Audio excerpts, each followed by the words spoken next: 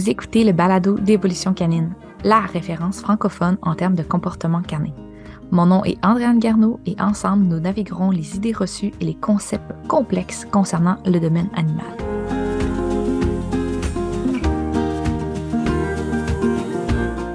Allô tout le monde! Aujourd'hui, on reçoit Gaëlle Coconnier, qui est intervenante en comportement canin. Elle est aussi une des 3 professeurs principales dans notre programme EPIC. Puis, elle va justement venir nous parler en lien avec la matière là, qu'elle nous enseigne dans le programme. En gros, on va parler comportement normal, anormal ou développemental. Fait qu'on va regarder ensemble comment distinguer les 3. Bienvenue Gaëlle, comment ça va? Ça va, merci. Écoute, Andréane, je suis très contente d'être là aujourd'hui. Je t'avoue que je suis un petit peu stressée. C'est la première fois que je participe à un podcast. Donc, voilà. Au moins, je connais la matière. Ça va aider. Je suis sûre que ça va super bien aller. Puis on est tellement contents de t'avoir. Fait que, ben justement, plongeons dans le vif du sujet pour t'aider là, à embarquer tout de suite dans un domaine que tu connais. En parlant justement de comportement normal, anormal, c'est quoi la norme là, en termes de comportement chez le chien domestique? Alors, est-ce qu'on a 2 heures, 3 heures ou 4 heures pour ce podcast? Parce que... On en a 7. D'accord. Non, en fait, c'est parce que c'est un vaste sujet qui pourrait avoir un développement pendant des heures et des heures. Si on parle de normal, déjà, il faut savoir un petit peu sur quoi on se base. Donc, c'est toujours relatif, la norme, et puis dans quel sens c'est normal. Ça peut être dans la norme de ce qui se fait habituellement ou de ce qui se voit habituellement dans la moyenne des chiens. Si on parle de, je ne sais pas moi, peu importe n'importe quel comportement, la moyenne des chiens vont avoir tel comportement dans tel contexte. En moyenne, la plupart des chiens vont faire ça quand il se passe ça. Donc, c'est ce qu'on pourrait appeler la norme. C'est-à-dire que le chien agit comme les autres chiens agiraient dans le même contexte. Ça, c'est une des définitions, un des points de vue qu'on peut avoir de la norme. Après, il peut y avoir un point de vue un peu plus éthologique qui pourrait être d'un point de vue adaptatif. Donc, c'est normal d'avoir certains comportements qui vont aider l'animal ou l'espèce à rester en vie, à se reproduire, etc. Donc, par exemple, si on pense à la protection de ressources, c'est normal de protéger ses ressources. Si l'animal ne protège pas ses ressources, il meurt, ou il ne peut pas se reproduire, ou ses petits vont mourir. Donc, en fait, on peut dire que c'est normal, même si pour beaucoup de gens, la protection de ressources n'est pas normale. Ensuite, il y a aussi le normal par rapport à quoi? Donc, par rapport, est-ce que c'est approprié par rapport à l'âge de l'animal? Est-ce que c'est approprié par rapport à son espèce? Ce qui est normal chez l'oiseau, je sais pas moi, c'est ton domaine là, mais mettons chez le gris d'Afrique, c'est pas normal chez un chat, puis c'est pas normal chez un chien. Donc, il y a des choses qui vont être normales dans une espèce et qui vont être anormales dans une autre espèce. Ça peut être normal aussi ou approprié par rapport à la race du chien. Donc, il y a des comportements qui sont appropriés pour un border collie puis qui ne le seraient pas pour, je ne sais pas moi, un chien de chasse, par exemple. On va le développer un peu plus tard, je pense. Je vais pouvoir vous en parler un petit peu plus.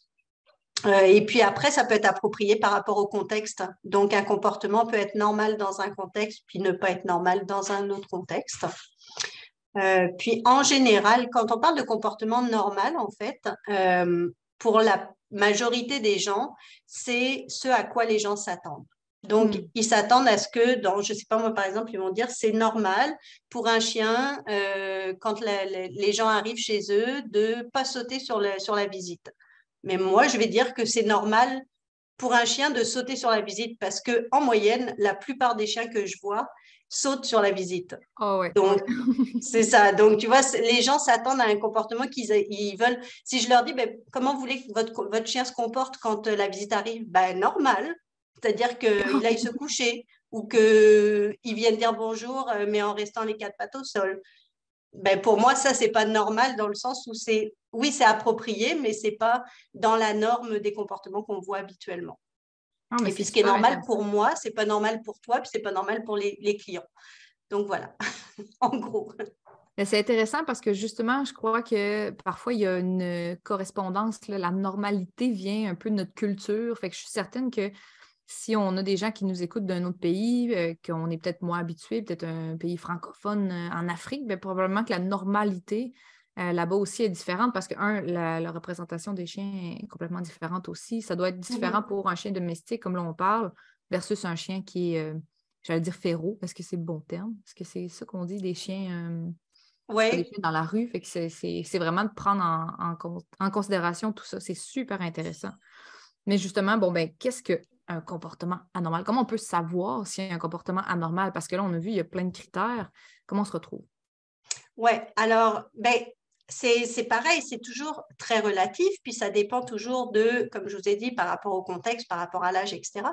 Donc, souvent, on va déterminer un comportement anormal justement si ça diffère de la norme, si ça sort de ce à quoi on pourrait s'attendre d'un chien dans ce contexte-là. Ça va être anormal si le comportement est hors contexte. Donc, par exemple, je ne sais pas moi, un chien qui grogne alors qu'on ne s'approche pas de son os, alors qu'on le connaît, alors qu'on ne le touche pas, on fait juste passer à côté de lui, puis tout d'un coup, il se met à grogner, c'est hors contexte, il n'y a aucune raison, ce n'est pas normal, dans le sens où il n'y a pas de contexte qui expliquerait le comportement. Si c'est hors âge, c'est-à-dire que, par exemple, je ne sais pas moi, un chiot de 2 mois qui n'est pas propre, qui fait pipi toutes les 2 heures, ben, c'est normal. Sa vessie n'est pas encore finie d'être formée, puis elle n'est pas mature, et donc c'est normal qu'il ne puisse pas se retenir. Par contre, un chien qui a 3 ans et qui fait pipi aux heures ou aux 2 heures, ou qui n'est pas capable de se retenir tout simplement, qui n'est pas propre, ben, ce n'est pas normal dans le sens où, à son âge, il serait censé avoir un comportement différent, c'est-à-dire être propre, être capable de retenir son urine. Ça peut être aussi si le comportement est trop intense. Donc, par exemple, avoir peur d'un nouvel objet, c'est normal. Encore une fois, c'est adaptatif. Comme je disais tout à l'heure, si le chien n'a pas peur des nouveaux objets, ben, il va se retrouver dans des situations qui pourraient être dangereuses pour lui. Par contre, d'avoir peur d'un objet qu'il connaît depuis longtemps, je ne sais pas moi, un objet qui est dans la maison depuis toujours et que le chien en a toujours peur au bout de je ne sais pas combien de temps, ou bien que c'est plus juste une petite peur, c'est une phobie et que le chien n'est pas capable de s'en remettre, ben là, c'est trop intense. On n'est plus dans le normal. Puis il faut faire attention quand on dit que c'est anormal, il ne faut pas que ce soit péjoratif, c'est juste que c'est, comme je disais tout à l'heure, c'est pas dans la norme, c'est différent de ce à quoi on s'attend, mais ça ne veut pas dire que c'est forcément un problème, hein, c'est juste anormal. Si par exemple le comportement est trop long ou que le chien a du mal à s'en remettre, donc un chien qui aboie quand le facteur passe, sonne à la porte ou le gars d'Amazon, c'est normal. La plupart des chiens aboient, même si on aimerait que le chien n'aboie pas, c'est normal qu'un chien aboie. Mais par contre, le chien qui continue à aboyer 10 minutes pendant 10 minutes alors que le gars d'Amazon est parti depuis 10 minutes, là, c'est plus normal. C'est rendu trop long. On va voir aussi si un comportement est vraiment disproportionné. Donc, par exemple, un chien qui mordrait une personne qui lui fait mal, qui le brosse, par exemple, et qui lui tire les poils ou peu importe, ça lui fait mal, ou qui passe avec la brosse à un endroit où le chien a de l'arthrose. Le chien pourrait se retourner puis snapper un peu l'humain, donc mordre légèrement. Ce serait considéré comme normal dans le contexte. Par contre, le chien qui ferait une morsure multiple avec lésion dans le même contexte, là, ce serait disproportionné. La personne n'était pas en train d'essayer de le tuer, n'était pas en train de lui faire mal à un point que le chien, normalement, devrait mordre à ce point-là. Un chien qui défend sa vie et qui mord morsure multiple, oui, là, on va dire que c'est normal. Aussi, des fois, il faut regarder le normal ou l'anormal par rapport à ce chien-là. Donc, ce chien-là, d'habitude, comment il agit. Souvent, ouais. on va voir ça, on va dire, ah, c'est pas normal. Ce chien-là, d'habitude, jamais il aurait grogné à cet endroit-là, à ce moment-là. Jamais il aurait mordu une personne qu'il caressait. Il y a quelque chose qui ne va pas, c'est pas normal. Et puis, comme je disais, anormal, ça ne veut pas spécialement dire qu'il faut régler le problème. C'est juste que c'est pas comme on s'y attend ou c'est pas comme les autres chiens, mais si ça pose pas de problème au chien et que ça pose pas de problème à l'humain ou que ça pose pas de problème à la société, c'est pas très... Souvent, on va penser, oh, c'est anormal, donc il faut absolument le régler, mais non, pas spécialement. Oh, mais oui, c'est vraiment, c'est là qu'on se rend compte que c'est pas si simple et qu'on peut pas facilement pointer du doigt un chien qu'on voit une vidéo puis sans connaître le contexte, tout ça, dire ah non, mais ça c'est anormal.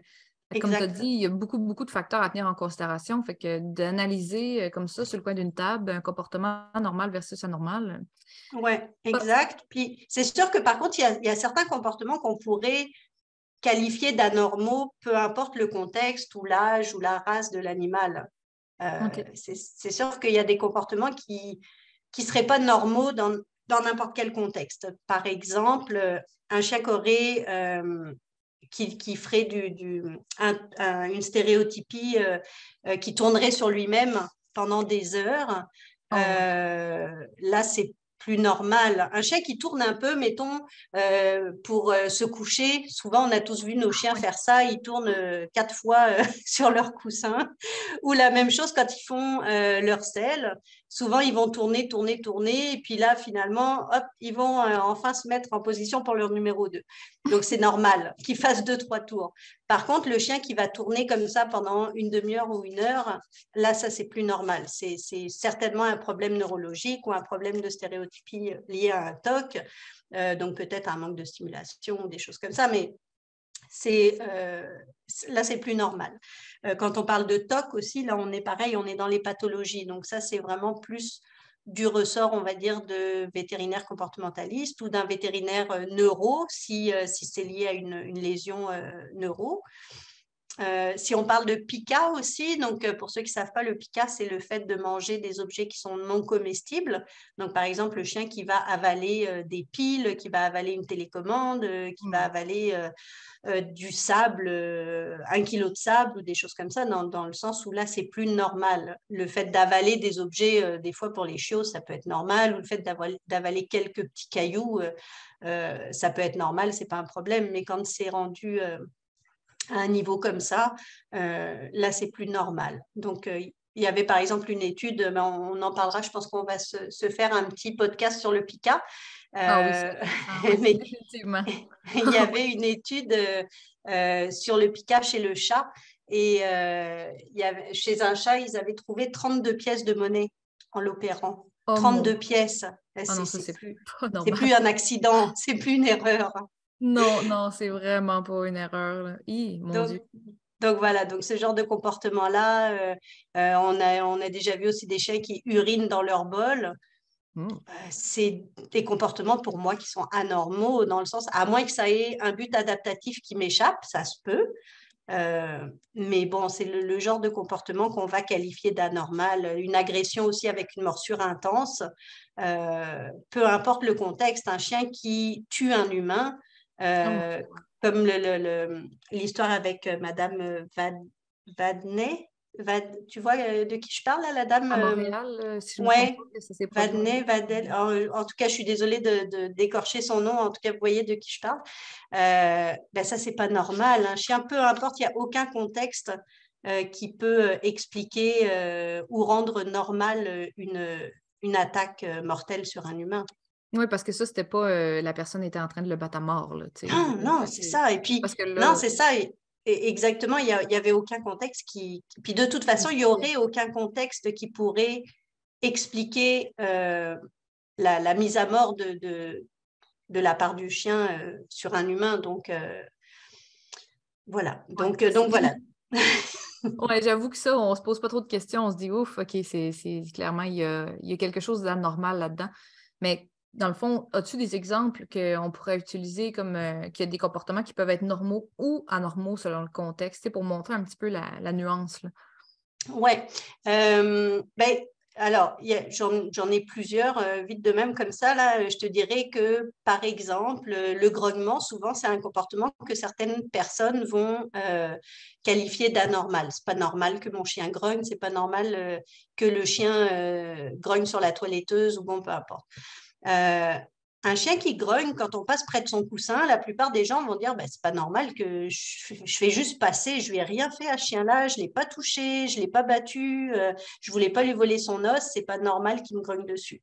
Par contre, pour moi, si le chien, c'est un vieux chien qui a des douleurs, qui a de l'arthrose et qui est couché sur son coussin, pour moi, ça devient normal qu'il se méfie du passage de l'humain, qu'il ne veuille pas se faire embêter et que finalement, il grogne pour avertir l'humain de ne pas aller plus loin que ça. Si on pense par exemple à une vieille grand-mère qui aurait de l'arthrose partout, puis qui serait imagine ta vieille grand-mère de 100 ans qui est un un party d'anniversaire ou un party de Noël, puis il y a ton petit enfant qui a 5 ans et qui a un petit garçon plein de fougue et de vigueur et qui joue avec son épée et pa et chi pa pi po. Et tout d'un coup, tu as la petite vieille qui se met à paniquer, à dire ah mais va jouer plus loin, alors il est quand même assez loin le petit garçon, mais la personne a une bulle qui est rendue tellement grosse parce qu'elle a mal partout, parce qu'elle a de l'arthrose, puis qu'elle a peur de prendre un coup d'épée finalement accidentelle. Et Ah du coup, oui. sa bulle va être beaucoup plus grande qu'un adulte qui serait à côté et qui aurait le même comportement seulement quand l'enfant est rendu à le frôler et à sentir le vent de son épée qui passe. Mais la petite mamie, ben, comme elle a peur de se faire mal, ben, sa bulle est bien plus grosse et elle va grogner avant l'adulte. Donc, dans ce cas-là, ben, si le chien est vieux, pour moi, ce comportement serait normal, alors que si le chien est jeune et en bonne santé, ce serait moins normal. Ça ne veut pas dire que c'est anormal. Le chien jeune et en bonne santé a le droit aussi d'avoir sa bulle et d'avoir envie d'être tranquille, mais ce serait moins normal dans ce cas-là. C'est vrai que c'est surprenant de passer à côté d'un petit chiot de 2 mois, puis pendant Exact. qu'on traverse, on fait juste passer à côté de son tapis, puis on n'est même pas proche, on ne le regarde pas. S'il nous grogne dessus, on va faire Oh! Et, exact, ça va nous allumer une cloche. On va dire qu'est-ce qui se passe, tu sais. Puis après ça, je pense que ça doit être de bien analyser. Est-ce qu'il est en train de manger un os, puis on ne regardait pas où on allait, puis on allait lui piler dessus? Bon, ben OK, tu sais. Faut Exactement. faire la Puis part des choses.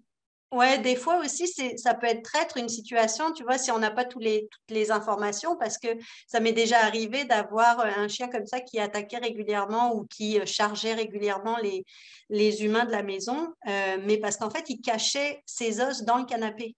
Oh mon Dieu. Donc, les humains, eux, ils s'approchaient, ils venaient s'asseoir sur le canapé, ils s'approchaient pas de l'os. Fait que pour eux, le chien était complètement barré. Ils disaient, bah, là, le chien, il nous attaque sans aucune raison, il Hmm. a un problème, il n'est pas normal.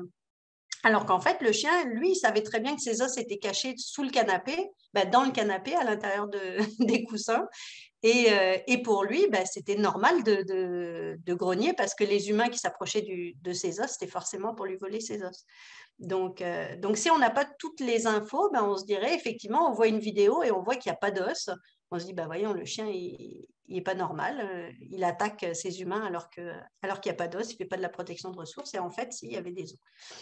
Oui, mais Donc, c'est intéressant parce que ça me fait penser à un exemple, justement.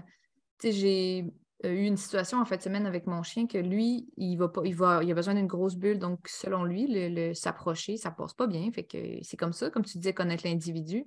Mais ce qui est arrivé, c'est qu'il est allé sur quelqu'un. De lui-même, il est venu, il est monté sur quelqu'un par sa propre volonté. Puis quand la personne s'est penchée pour le regarder, c'est un gros chien, là, pour vous mettre en contexte, c'est un berger allemand, là, il fait 66 livres.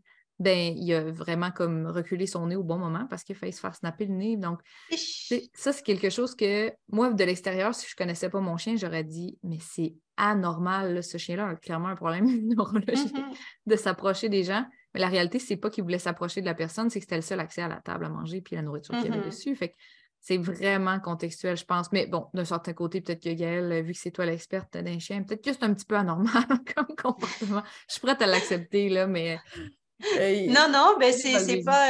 En fait, ça dépend vraiment du contexte et de ton chien. Est-ce qu'il a peur des gens? Est-ce qu'il fait de la Ouais. protection de ressources? Parce que s'il fait de la protection de ressources, il s'approche de la table parce qu'il y a à manger et finalement, il se retrouve juste à côté de l'humain, l'assiette est entre deux quasiment. Ouais. Donc, ça devient presque normal.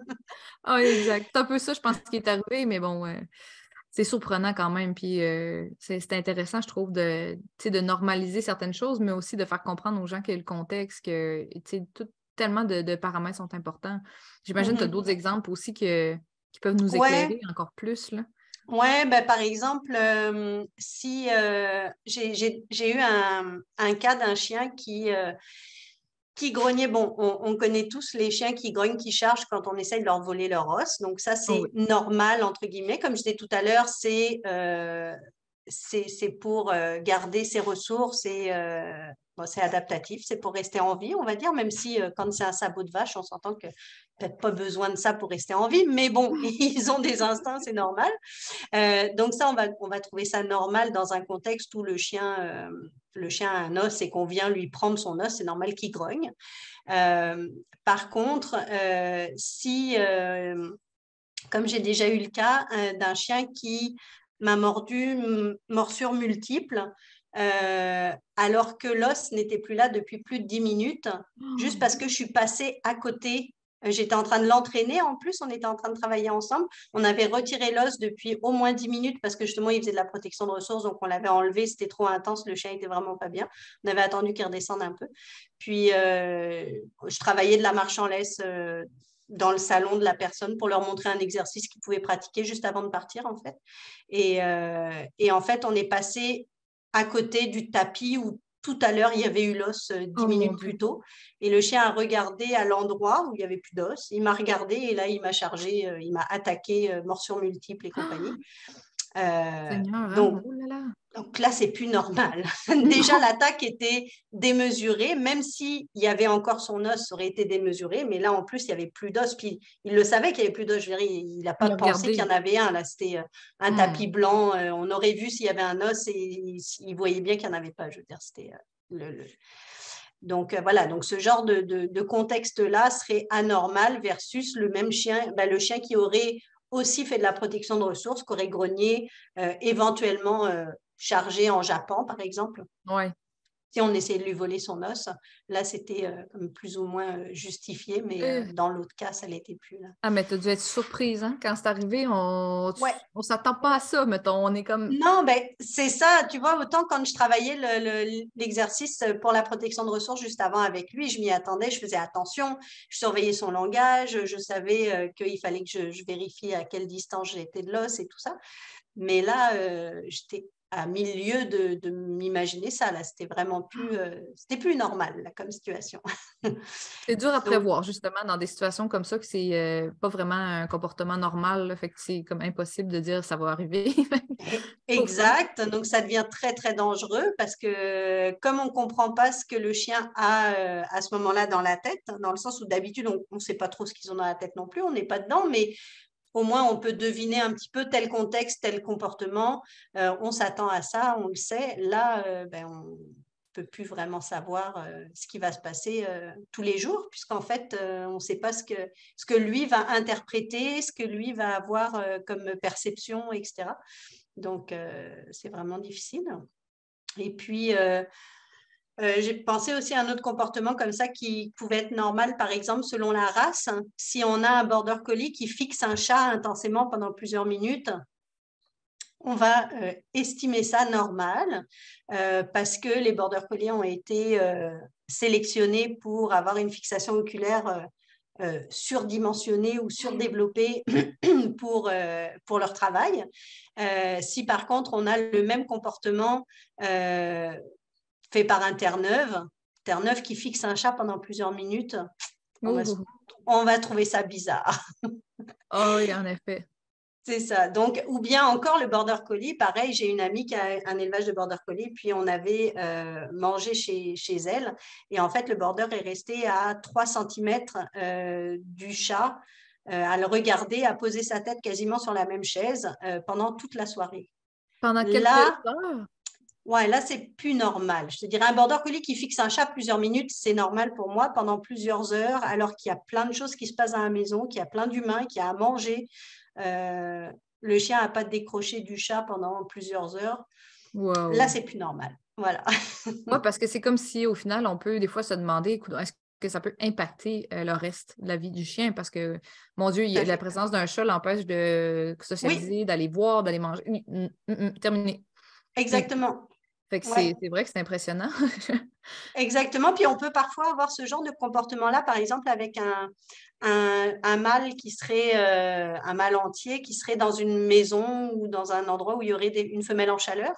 On voit ça aussi souvent. Un chien qui va pas manger pendant pardon, pendant plusieurs jours, qui va à peine sortir faire ses besoins, qui va juste rester couché devant la porte où la femelle est de l'autre côté de la porte, parce que évidemment, dans ces cas-là, les éleveurs séparent le mâle et la femelle à moins de vouloir une saillie, mais sinon, ils séparent les deux par des portes, des barrières, des doubles ceintures de chasteté et compagnie.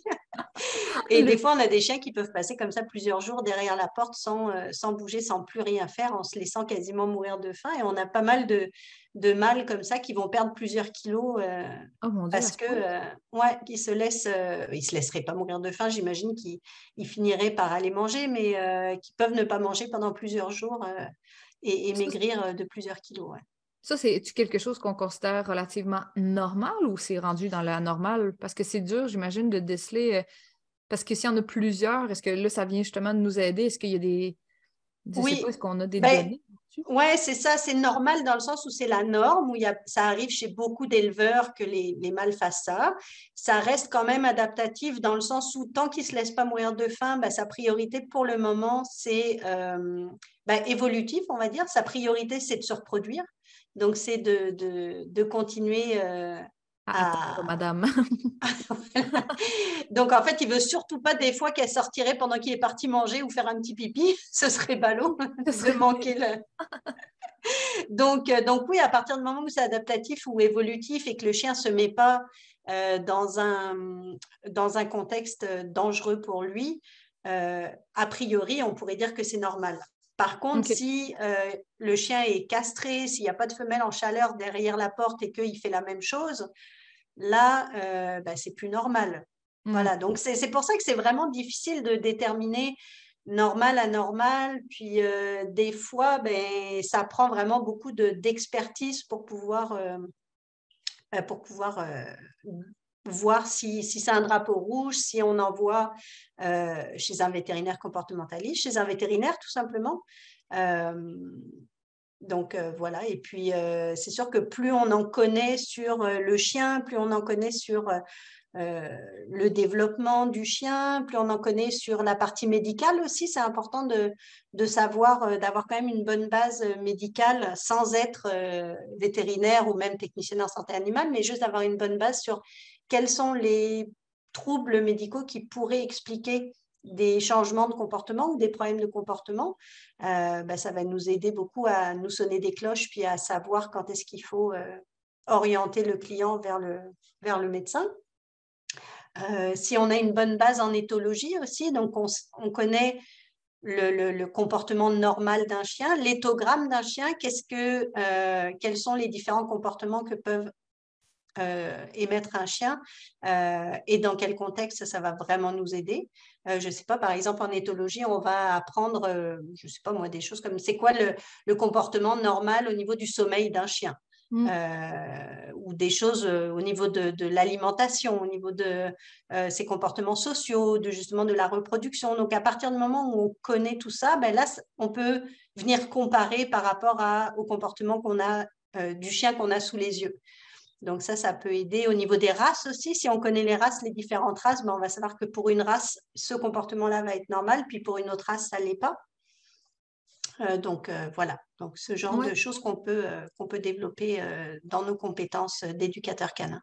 Oui, puis je pense que en fait, c'est justement pour ça que, tu sais, dans le programme EPIC, on a autant de matière qui est couverte, Mhm. parce que ça demande un ensemble de, tu sais, il y a une grosse section éthologie, cognition, le côté Ouais. médical, parce que s'il nous manque des pièces, certains Mhm. domaines, puis tu sais, c'est sûr, comme tu dis, hein, on ne devient pas vétérinaire ou technicien en santé animale, puis, ni dans le programme, puis il y a plein d'éducateurs qui s'en sortent bien sans être vétérinaires, là.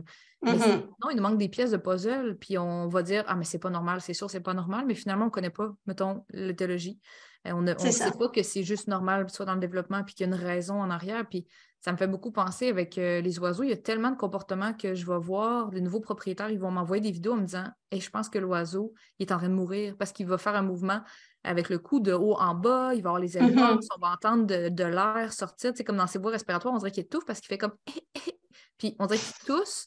Puis les gens, le nombre de gens que ça leur est arrivé qui m'envoient une vidéo en me disant il faut que j'aille chez la clinique, il est en train de mourir. Ben, en fait, quand on le sait, c'est que l'oiseau, c'est un comportement reproducteur. Fait que c'est l'excitation sexuelle à son plus haut niveau. Fait qu'il est vraiment pas en train de mourir, mais c'est ça, on a de la misère, on pourrait dire c'est vraiment pas normal. Fait que ça demande d'avoir ces petites pièces-là. Puis je pense que des fois, comme côté médical, on ne peut pas tout savoir. Puis c'est pour ça qu'avoir un partenariat avec un vétérinaire, puis dire, hey, tu sais, de tout ce que je connais sur l'éthologie, sur le développement, je ne vois pas comme la normalité. Je vais référer, mettons, à un vétérinaire parce que je veux que son expertise puisse vérifier. Bon, qu'est-ce qu'il y en est? Est-ce que, selon lui, c'est un red flag? C'est un signe clinique? C'est-tu quelque chose? C'est complexe, tout ça. Oui, c'est ça. Et puis, c'est sûr que plus on en sait, plus ça va nous donner d'outils pour être capable d'analyser au mieux la situation.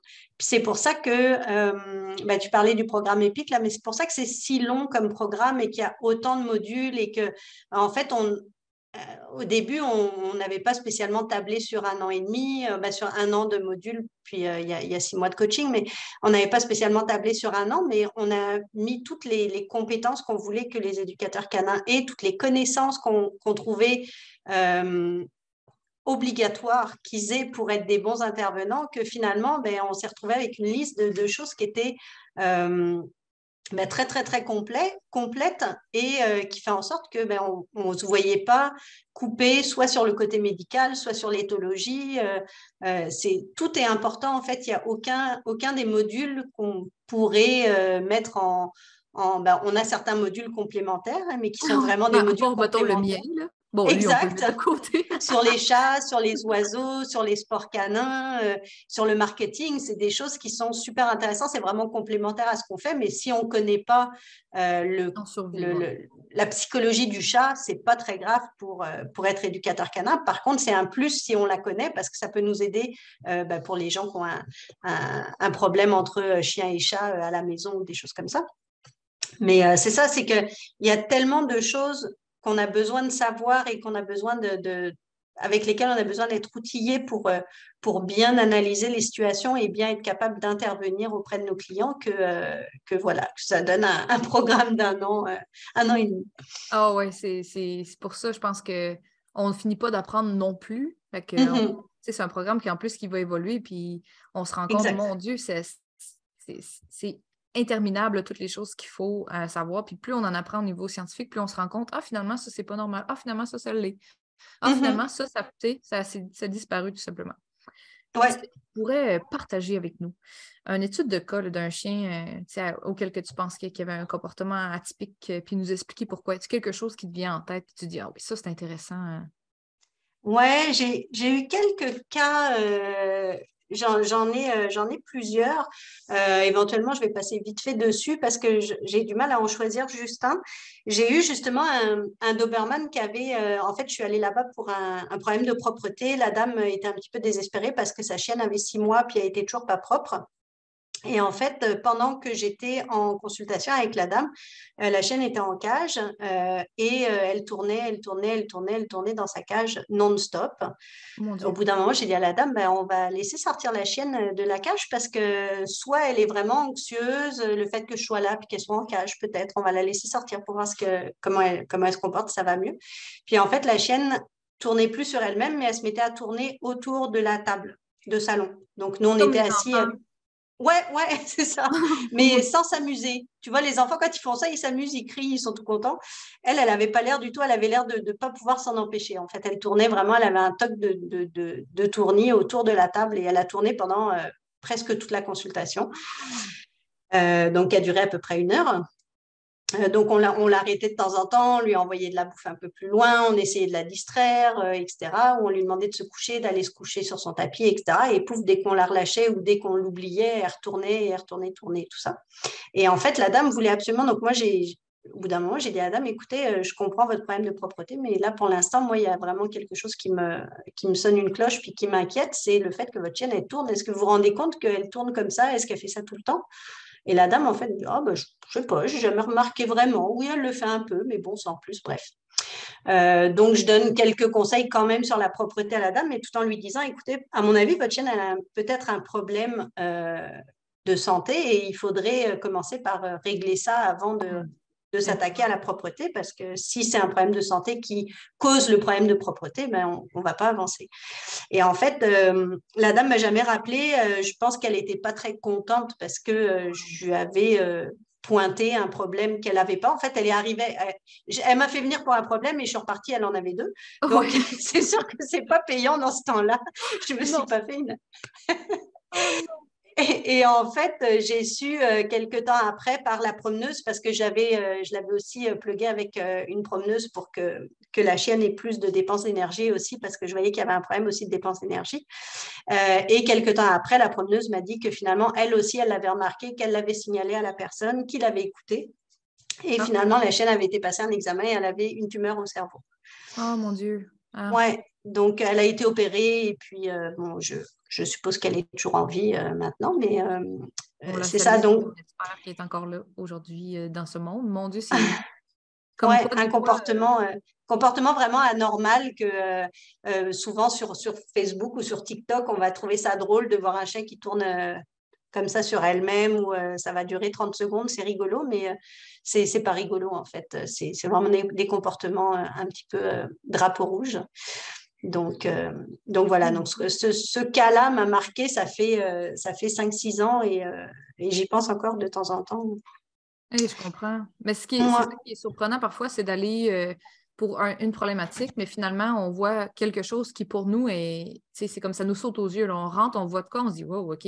On n'est même pas capable de se concentrer sur la raison pour laquelle les gens nous ont appelés parce qu'on se dit, mais, tu sais, est-ce que je suis filmée? Là? C'est une blague? Parce que tu dis, ouais, c'est ça. un test, là, tu sais, ben non, clairement, c'est pas ça le problème, mais Ouais. quand on le sait pas, on le sait pas.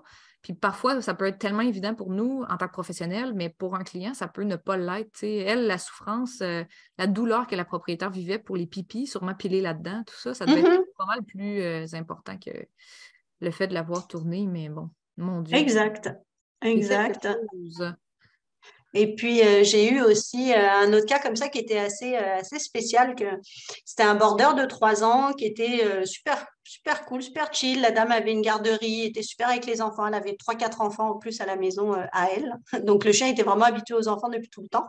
Et puis, elle m'a appelé parce que le chien avait mordu un enfant. Et Hmm. en fait, elle me disait que depuis quelques jours, quelques semaines, il s'était mis à voler la bouffe dans les mains des enfants. Tu sais, les enfants qui se promènent avec leurs pommes dans la main, avec leurs petits biscuits et tout ça. Oh. Il s'était mis à voler directement dans la main des enfants et puis à faire de la protection de ressources. Surtout et n'importe quoi sur des miettes par terre. Comportements complètement anormaux et pour ce chien et pour n'importe quel chien. À faire de la protection de ressources sur une miette à terre, c'est un petit peu intense quand même.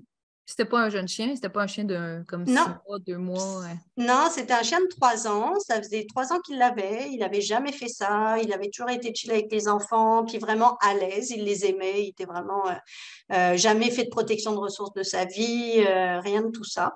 Étrange. Euh, donc pareil, ça m'a sonné une cloche. Pour moi, là, c'était vraiment anormal par rapport à ce chien-là. Pas Oui. spécialement anormal. On en voit plein des chiens qui vont faire de la protection de ressources, qui vont voler de la bouffe, etc., etc. Mais là, pour ce chien-là, c'était vraiment pas normal.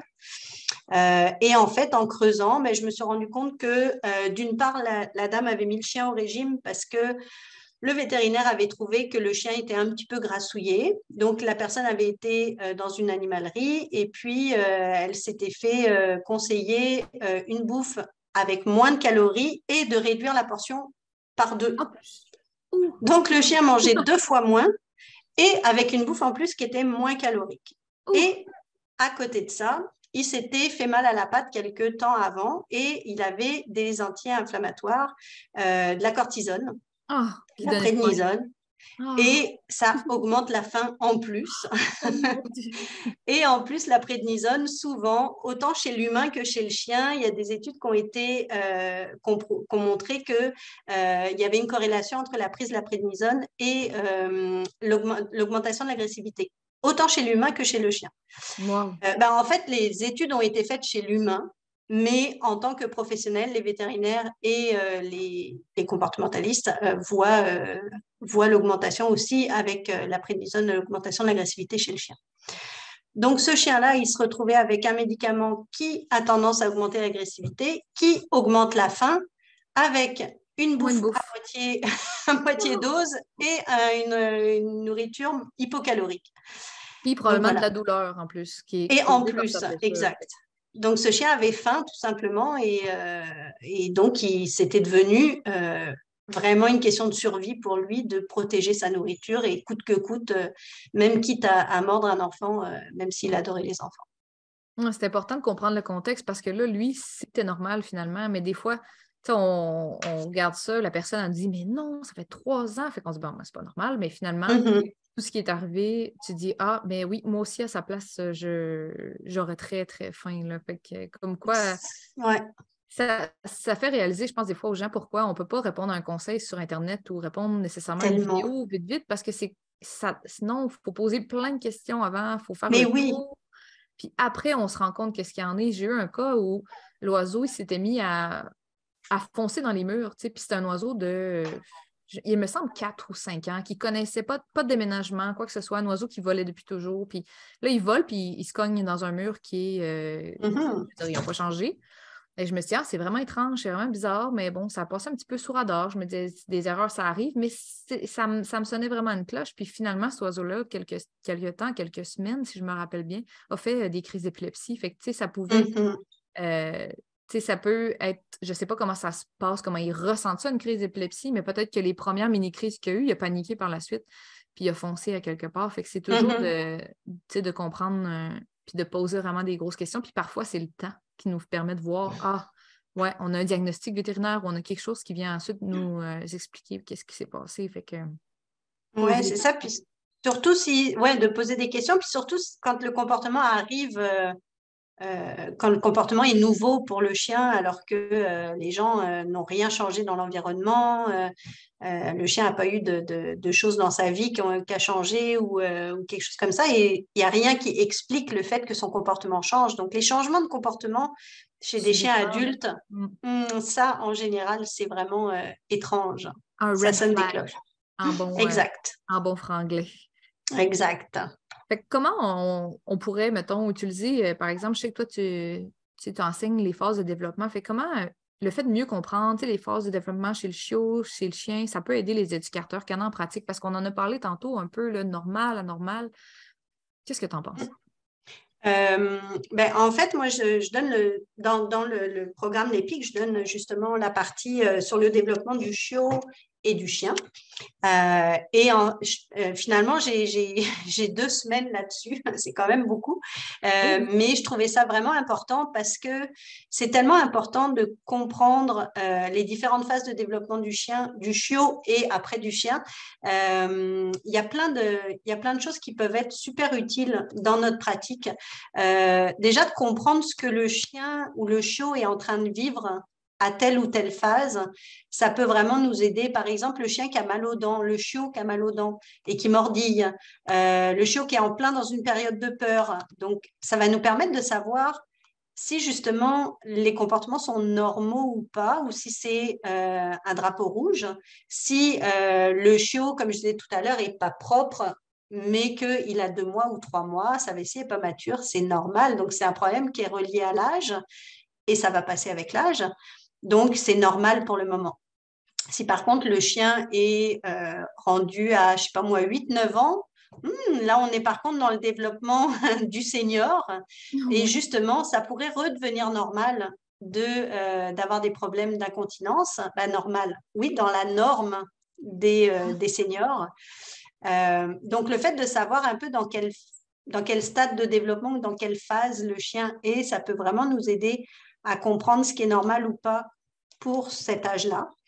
Ça peut aussi nous aider à outiller les clients puis les informer sur ce qui va arriver. Donc, si je reprends le cas d'un chiot justement qui n'est pas propre, je vais pouvoir leur expliquer que ça va passer, le temps que sa vessie mature. Après ça va être beaucoup plus facile pour lui pour se retenir. Donc, on va faire ce qu'on peut en attendant. On va l'aider au mieux à comprendre où est-ce qu'il faut uriner, quand est-ce qu'il faut se retenir. On va l'aider en gérant l'environnement, mais vous inquiétez pas, c'est normal. Ça va passer avec la maturation tout simplement de la vessie. Il y a des comportements aussi comme, je sais pas moi, le vol de souliers par exemple ou le vol d'objets. Ça, les gens souvent sont un peu stressés avec ça. Mon chiot vole tout dans la maison, il vole mes chaussures, il vole les jouets des enfants, etc. Et ils s'inquiètent pour ça. Mais en général, je vais leur dire juste de gérer leur environnement et d'attendre que ça va passer. C'est une phase normale. C'est un peu comme chez les enfants, le stade oral, le stade anal et compagnie dans le développement de l'enfant. Les enfants à un âge, ils ouvrent leur couche et ils ramassent ce qu'il y a dedans et ils peignent sur les murs. Ben, c'est normal et ça va passer. Moi, j'ai jamais vu un enfant de 18 ans qui faisait ça encore. Ben, un ado de 18 ans. Un ado. Mais ça, C'est ça. c'est un bon point parce que je me rappelle quand j'ai eu mon chiot, les mordillements, ça me faisait tellement peur que ça reste. Tu sais, je me disais, faut-tu que j'intervienne? Puis dans ma tête, on dirait qu'il y avait comme une petite voix en dedans de moi qui. J'avais tellement pas les connaissances que j'ai aujourd'hui.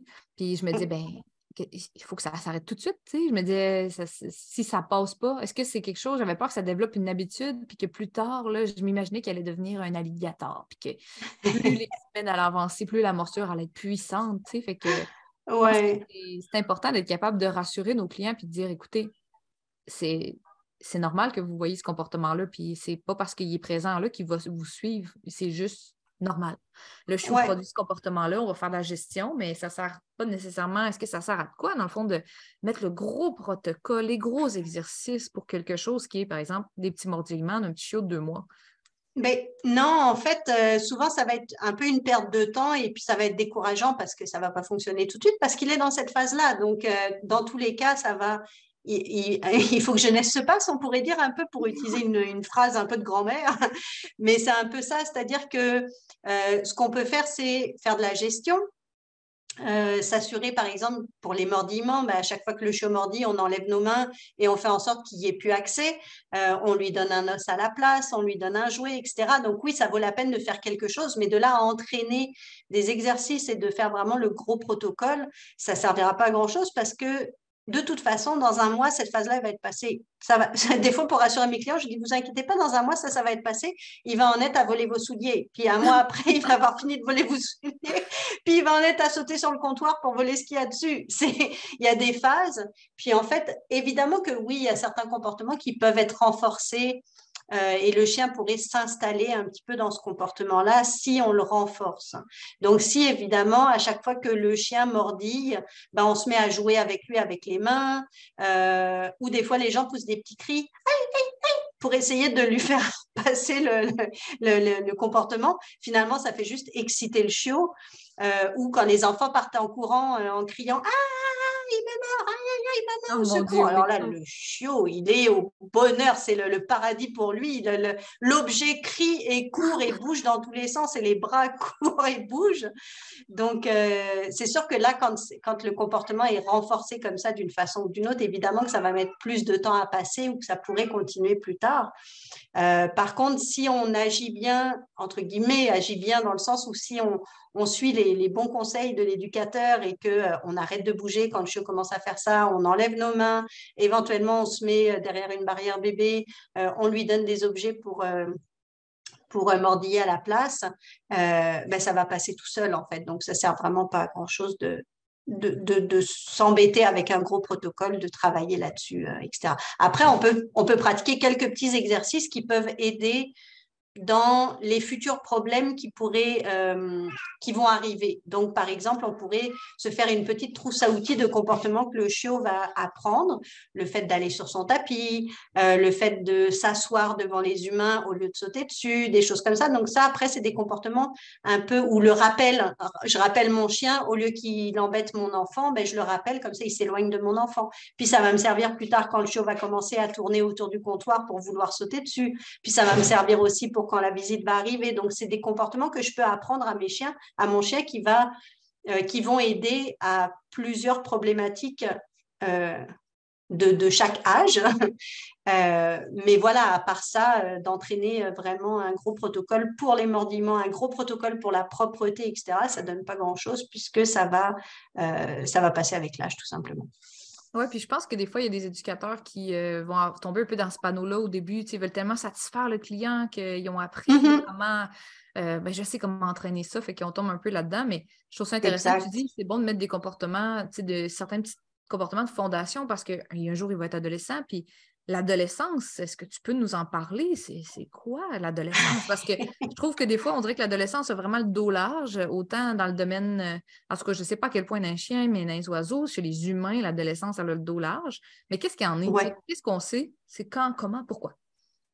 Ben, il est vrai qu'à l'adolescence, il se passe quand même des choses à l'intérieur du corps de chaque petit être que nous sommes, autant chez les humains que chez certainement les oiseaux et chez les chiens. On appelle ça les hormones. Ouh. Donc, c'est sûr que la puberté, ça vient, donc c'est chez les chiens, ça commence vers à peu près 5-6 mois, puis l'adolescence peut continuer jusqu'à peu près 12-18 mois, 24 mois grand max. Faut pas le dire aux gens, sinon si on commence à leur dire avec leur chiot de 4 mois que ça peut durer jusqu'à 24 mois, ils vont Oh non, pleurer. oh, ouais, non, c'est ça. C'est des informations qui Non, restent entre nous. Hein. Ça, c'est ça, pas ça ça aux reste entre clients. toi et moi. Personne. Sinon, c'est le drame. C'est ça. Donc, non, on va dire 6 à 12 mois ou 6 à 18 mois, grand max. Puis, c'est ça, on a des hormones qui sont dans le python à ce moment-là. Donc, il y a vraiment une poussée hormonale et l'ado ne sait pas trop quoi faire de tout ça. Ça vient avec une hausse du niveau d'énergie. Donc, ça aussi, l'ado ne sait pas trop quoi faire de tout ça et l'humain non plus. C'est ça, Euh, j'allais dire. Le propriétaire non plus. Ouais, c'est ça. Souvent, je vais dire aux gens, de toute façon, c'est la période, c'est la passe qui est comme ça. Puis là, vous êtes dans le pire, ça va faire juste après diminuer. Là, vous êtes comme dans le pic, et puis après ça, on redescend, donc ça va Tenez aller mieux. bon. Ouais, c'est ça, tenez bon. On a aussi souvent à l'adolescence, ce qui se passe, c'est qu'il y a plein de choses qui vont un petit peu venir de la période chiot. C'est-à-dire qu'il y a des comportements, par exemple, qui ont été renforcés quand le chien était jeune, était plus jeune, était chiot, soit par erreur, soit parce qu'on trouvait ça drôle, mais on n'a pas pensé que plus tard, ça allait être embêtant. Donc, par exemple, le chiot qui vous saute dessus parce qu'il est tout petit, puis il est rigolo, puis il vous mordille un peu et tout ça, mais quand il arrive à l'adolescence, qu'il a 5-6 mois, il est encore un peu intense avec les mordillements, ça arrive encore, il saute sur vous, etc. Puis là, il devient un petit peu plus grand, ça devient plus dérangeant. Donc, des comportements qui ont été soit renforcés par erreur, parce qu'on ne savait pas que ça renforçait, justement, quand je parle des enfants qui crient, qui courent, quand le chiot les mordit, et puis finalement, arrivé à 5-6 mois, il continue à le faire parce qu'il a été renforcé. 5-6 mois, ça fait 2, 3, 4 mois que à chaque fois qu'il fait ça, à chaque fois, il est renforcé. Donc, ça, c'est plus difficile à gérer à ce moment-là parce que le comportement est bien installé, ou bien des comportements qui ont été renforcés, comme je disais tout à l'heure, fait exprès, mais on n'avait pas pensé que ça allait être dérangeant quand il allait être beaucoup plus grand. Le fait aussi qu'il soit plus grand, ça fait qu'il a accès à certains comportements auquel il n'avait pas accès avant. Donc, par exemple, il est capable maintenant de sauter sur le lit ou sur le canapé. Quand il avait 2 mois, il n'y arrivait pas. Donc, ça ne dérangeait pas. Mais là, maintenant, la maison est un peu plus grande pour lui ou un peu plus accessible partout pour lui. Il peut passer par-dessus la barrière ou monter les escaliers. Quand il était tout petit, il ne savait pas monter les escaliers, donc il ne montait pas à l'étage. Maintenant, il monte en haut, donc ça devient plus embêtant. Souvent aussi, les humains sont à bout de patience. Ils ont fait les 3-4 mois de chiot, ils se sont fait mordiller, ils se sont fait lacérer les mains, ils se sont fait bouffer leurs chaussures, ils en ont ras-le-bol, ils ont ramassé du pipi, en veux-tu, en voilà. Et puis là, il y a encore des nouveaux comportements qui apparaissent et finalement, les gens sont un peu à bout de patience, sont fatigués. Donc ça ne nous aide pas beaucoup. Et puis aussi, comme je disais tout à l'heure, des comportements qui ont été renforcés, il y a aussi à l'inverse certains signaux qui n'ont pas été écoutés Puis le chien a produit des comportements qui n'ont pas servi à grand-chose. Donc, par exemple, il a essayé d'éviter les humains qui venaient vers lui. Il a essayé de faire comprendre par la communication qu'il ne voulait pas d'interaction. Il a essayé de s'éloigner, mais on l'a pas laissé s'éloigner. Et du coup, arrivé à l'adolescence, il commence à être un petit peu à bout et il commence à vouloir un petit peu plus s'affirmer et il essaye des nouvelles techniques. Donc, il va se mettre à aboyer, à grogner, à charger les gens, à mordre éventuellement. Mais en fait, c'est parce que ça fait plusieurs mois que ça dure et que finalement, les comportements des humains lui tapent sur les nerfs. Et là, il est arrivé au bout de sa patience. Donc, c'est pour ça qu'on voit des nouveaux comportements émergents avec toutes ces raisons-là, les hormones, l'énergie, les comportements qui ont été renforcés, le fait que le chien soit devenu plus grand et que voilà, et qu'il y a aussi et puis il y a tout ce qui est aussi patron moteur qui a tendance à sortir. Donc les patrons moteurs, c'est vraiment des comportements qui sont intrinsèques, qui sont un peu, comme on pourrait dire, instinctifs.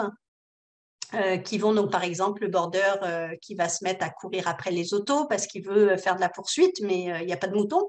Le chien de chasse qui va commencer à prendre de plus en plus d'autonomie parce qu'il part quêter dans son patron moteur de chasse. Donc, ça commence finalement, les humains se retrouvent face à un chien qui a des instincts et ils s'y étaient pas préparés parce que chiot, souvent, ça se voit pas quand ils ont 2-3 mois, mais arrivé à 5, 6, 7, 8 mois, là, ça sort, ça pop.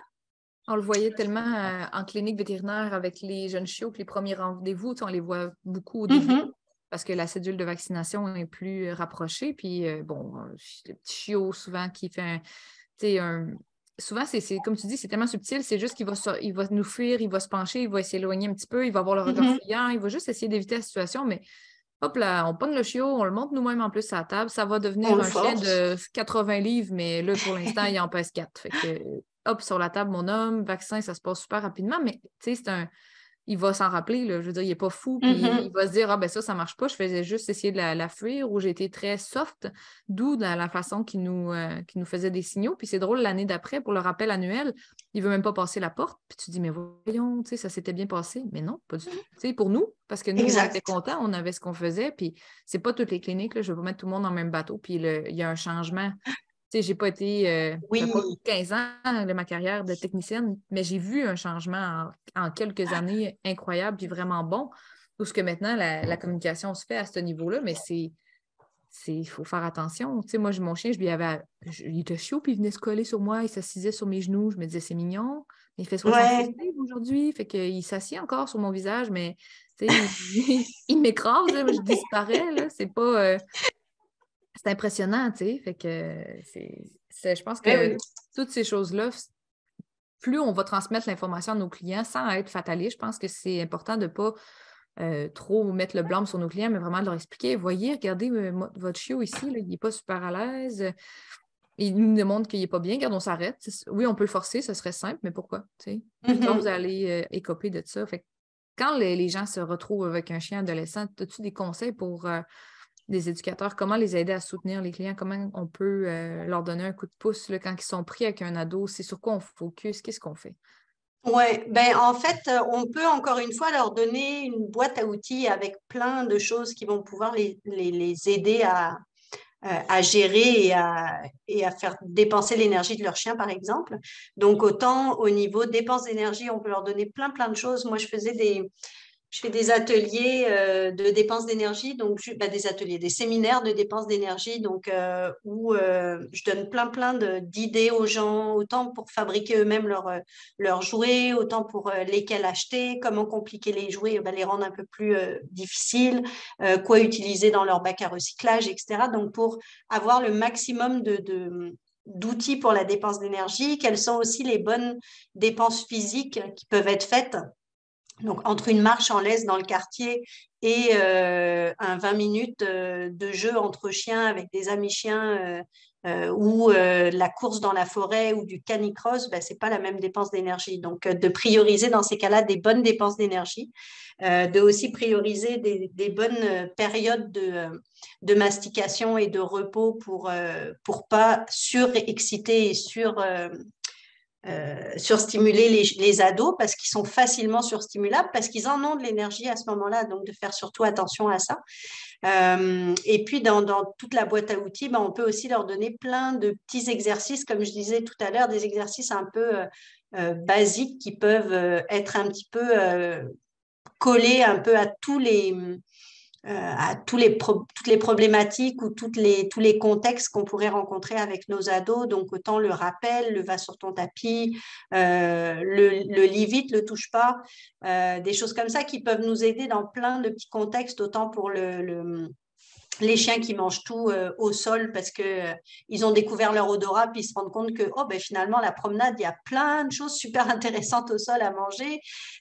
Autant quand ils veulent sauter sur le comptoir pour aller chercher le poulet qui refroidit, des choses comme ça, de leur apprendre le va sur ton tapis, le reste-y et le lit vite, ça peut aider à ce genre de problématiques-là. Donc, d'avoir un peu des exercices comme ça, un petit peu qui vont pouvoir être utilisés à toutes les sauces et que nos clients, nos clients, ils n'ont pas que ça à faire, comme tu disais tout à l'heure. On a envie au départ de leur donner un exercice par problématique et de leur dire vous pourriez entraîner ça, puis ça, puis ça. En fait, les gens ont autre chose à faire. Ce n'est pas des entraîneurs avertis comme nous. Ils n'ont pas la passion de l'entraînement. Ce n'est pas leur trip dans la vie. Donc, de leur trouver des choses qu'ils vont pouvoir utiliser un petit peu à toutes les sauces, ça va vraiment les aider là, de leur faire comprendre que le rappel, ils vont pouvoir s'en servir pour 3 ou 4 situations différentes qui leur posent problème pour le moment, ça va leur sauver la vie. Oui, parce que les gens ils ont vraiment de la difficulté, des fois, à trouver, là, comme tu dis, on court après notre queue, tout ça. Fait que je pense que de dire, gars, c'est simple, je vous montre quelque chose, puis vous pouvez l'utiliser, faire d'une pierre 3 coups. Le rappel, tu peux le prendre pour ci, pour ça. Puis aussi, tu avais fait dans le programme EPIC là, cette année avec la cohorte, les deux cohortes, tu avais fait comme un Zoom avec tout le monde faisait des jouets, puis tu avais fait un PowerPoint. Fait que ça, c'est vraiment cool parce que ça permet à ce que il faut comme avoir des idées parce qu'après, il faut les transmettre. Puis souvent, avec mes clients, moi, je vais leur demander un peu c'est quoi qu'ils ont de disponible. S'ils ont des enfants, mais je vais essayer de faire participer les enfants. On fait une activité du dimanche, puis on fait un truc simple, puis on fait ça pour le chien. Bon, moi, c'est sûr, c'est pas avec des chiens, mais c'est le même principe, c'est pareil. C'est vraiment de dire, c'est sûr que du bricolage pour un adulte, un couple dans la vingtaine, c'est pas ça que je vais leur proposer nécessairement. Je vais y aller avec... Le monsieur, il vient de s'acheter un banc de scie, on va l'utiliser, comprends-tu? C'est de cibler. Puis je trouve que c'est une bonne idée, la boîte à outils, parce que ça peut être, j'imagine qu'il y a des éducateurs canins qui ont soit une feuille résumée ou des vidéos. Fait que là, le client, il peut ouvrir au fur et à mesure, puis aller chercher ça, puis se dire, OK, là, j'ai besoin. Puis c'est de ne pas les rendre, j'allais dire overwhelm, mais c'est vraiment un anglicisme, mais c'est pas de leur pitcher nécessairement, je pense, tout ça. C'est de leur donner des petits outils par-ci, par-là qui vont être vraiment ciblés dans leurs besoins, qui vont les soulager. Parce que des fois, on est comme, je vais l'aider, mais je vais y faire une liste de 4 tâches. Mais tu ne l'as pas aidé. Tu l'as zéro soulagé. Puis tu vas le culpabiliser en plus parce que du coup, s'il a fait qu'une des 4 tâches, du coup, il va se sentir mal, tu vas revenir la fois d'après, puis il va te le dire avec un air complètement désolé, genre, non, j'ai pas pu faire ça. Non, on veut pas que nos clients, ils se retrouvent comme ça à se culpabiliser. Ils ont leur vie, puis c'est normal, c'est comme ça, il faut dealer avec. C'est à nous de nous adapter, en fait. Oui. Puis, un autre truc aussi pour excuse-moi, pour les ados, ce qu'on peut faire aussi pour aider les gens, déjà, c'est de les rassurer, de leur expliquer que ça va passer. Il ne faut pas trop leur dire dans combien de temps, sinon je te dis, ils ne vont pas aimer. Mais sinon, une autre chose aussi, c'est de les aider à aller chercher de l'aide, à leur faire comprendre que c'est normal. Puis c'est la même chose avec les chiots. Les gens qui ont un chiot, ils sont fatigués, ils sont épuisés, ils sont découragés, ils en ont marre au bout d'un moment. Il faut pas qu'ils hésitent à aller chercher de l'aide, puis il faut dédramatiser ça de notre part à nous. Vous n'êtes pas des mauvais parents si vous envoyez votre chien à la garderie une fois par semaine. Ça va vous faire du bien, vous allez avoir du temps pour vous. Votre chien, il va être brûlé quand il va revenir de là. Il va s'être éclaté avec des amis chiens, parce qu'en général, les ados, ils tripent sur le jeu entre chiens. C'est après que ça se gâte. Encore une fois, Donc, ça, on leur dit pas. ouais, c'est ça. Donc, d'envoyer le chien une journée ou deux en garderie ou en pension par semaine, c'est parfait. De prendre un marcheur pour une ou deux fois par semaine. Des fois, je sais que les gens, je vais leur demander de plus promener leur chien parce qu'ils dépensent pas assez l'énergie de leur chien physique. Je vais leur dire, mais dans ces cas-là, je sais que tous les jours, vous pouvez pas. S'il y a une journée où vous savez que votre programme est plus chargé, ben, mettons que c'est le mercredi, vous prenez un promeneur. Puis comme ça, Ouais. vous n'avez même pas à sortir votre chien de toute la journée le mercredi. C'est le promeneur qui va s'en occuper. Ben oui, on le sort le matin vite fait. Puis après ça, le promeneur, il passe dans la journée pendant que vous n'êtes pas là. Il va promener le chien, il revient, il vous le dépose, vous rentrez du boulot et vous êtes tranquille. Vous n'avez pas besoin de vous casser la tête. Vous pouvez juste jouer à la balle dans le jardin, ça suffit. Donc, de leur trouver des choses comme ça, des groupes Facebook, de leur donner des outils pour s'aider en fait et pour aller chercher de l'aide et de les déculpabiliser aussi là-dessus parce que souvent les gens n'osent pas, bah oui mais là je vais l'envoyer à la garderie alors que je travaille pas aujourd'hui. Ben c'est pas grave, aujourd'hui justement tu vas aller au spa, tu vas Tu vas te relaxer, puis tu reposer. vas en vite. Tu vas déposer ton chien à la garderie avant. Un peu comme avec les enfants, de temps en temps, on a besoin de les envoyer chez les grands-parents. Ben, c'est la même chose avec les chiens. Si vous avez des amis qui peuvent garder votre chien une ou deux journées, que le chien va être bien là-bas, go, gâtez-vous. Ouais, j'aime beaucoup ça. Je trouve que c'est tellement une belle, je vais dire invention, mais c'est vraiment bien les marcheurs. Tu sais, je trouve que c'est un service qui est tellement, tellement comme de valeur. C'est sûr que, bon, Ouais. moi, je pense, mettons, à moi qui vis en région, clairement, ben, je serais peut-être surprise. Il y a peut-être un marcheur. En fait, non, je sais, il n'y a personne qui marche les chiens ici. Parce que, bon, on est en campagne, fait que clairement, dans les forêts, tout ça, les gens laissent les chiens. C'est pas le même besoin de toute façon. Fait qu'en ville, c'est pas pareil. Sauf que je trouve que c'est tellement important de dire à nos clients que c'est normal de se sentir dépassé, puis Mhm. d'être là pour les écouter. Parfois, là, le client, moi, ce que j'ai remarqué, c'est des fois, il va m'expliquer qu'il est vraiment comme, il se sent débordé, il est fatigué, tout ça, puis de se sentir écouté, ben, après, il y a plus d'énergie pour son animal. Tu sais, Ouais. il s'est rien passé concrètement, mais au lieu de le faire culpabiliser puis empirer la situation, on a montré que c'était normal, on a normalisé comment il se sentait, puis ben après, il est comme on lui a dit, ça va passer en plus. Bon, mais il se dit, crime, il voit Phew. la lumière au bout du tunnel. Puis on lui donne des outils. Il y a des, comme tu dis, on peut lui dire, gaffe, fais-le garder, quoi que ce soit. Fait qu'il y a tout à côté de lui, plein de solutions dans lesquelles il peut aller piocher. Il se Mm. rend compte qu'il n'est pas une mauvaise personne, fait qu'il peut dormir sur ses deux oreilles. Puis en plus de ça, ben, il sait qu'il y a une oreille attentive. Tu sais, en fait, je pense que ce qui va faire la différence, parce qu'il y a de plus en plus d'éducateurs canins qui, c'est un secret pour personne, ben, c'est votre service, c'est votre approche. Tu sais, quelqu'un qui va faire comme qui n'écoute pas son client, ben, Mhm. il aime pas. Ou qui donne des solutions qui ne sont pas adaptées à ce que le client, la personne qui dit, moi, je travaille 70 heures par semaine, commence pas à lui dire de fabriquer des jouets. Dis-lui, Non, OK, tu vas au magasin une fois, tu achètes un 5 chat. jouets interactifs, tu achètes plein de trucs, la personne, elle a les moyens. Ben, je dis, c'est pas parce que tu travailles 70 heures par jour que tu as les moyens, mais je veux dire, elle a plus de moyens qu'elle a de temps. Achète-toi de la nourriture en canne, tu vas te faire des cannes congelées, tu vas occuper ton chien. C'est de s'adapter finalement à chaque client. Puis le fait aussi de leur dire que leur chien est normal, que c'est un comportement normal qu'on voit dans toutes les autres familles, ça aussi, ça va l'aider à comprendre que son chien est pas méchant, que son chien est pas un mauvais chien ou qu'il va pas mal, qu'il est pas en train de mal tourner, comme tu disais tout à l'heure, quand il est chaud, qu'il commence à avoir des comportements désagréables, on se dit, est-ce qu'il va rester comme ça tout le temps? Est-ce que ça va empirer? Est-ce qu'il va Ah ouais. devenir agressif? On a des fois des gens qui ont des chiots qui mordillent ou qui grognent en tirant sur la laisse et les gens nous appellent en panique. Mon chiot est en train de devenir agressif. Moi, je veux pas d'un chiot, d'un chien qui va être agressif quand il va être adulte et tout ça. Et en fait, juste le fait de leur dire, oh, mais non, c'est normal quand il grogne, quand il joue de grogner, c'est juste une façon pour lui d'exprimer son excitation et son contentement. Ça leur, euh, Ça leur permet de voir leur chien autrement aussi. Puis aussi une autre chose comme ça qui peut aider à ce que, parce que dans ces cas-là, comme leur limite, elle est un petit peu atteinte au niveau patience etc., c'est de leur faire pratiquer des disciplines qui vont faire en sorte que ça va reconnecter avec leur chien. Donc, de Ouais. faire je sais pas moi, des tours et fantaisie, de faire de la détection d'odeur, du canicross, de l'agilité, des choses qui sont plus légères dans le sens où c'est pas de l'obéissance, c'est pas, on ne demande pas au chien d'être sage, on ne demande pas à l'humain d'avoir un résultat. On lui demande juste d'avoir du fun avec son chien et de faire une activité où les deux se font plaisir, etc.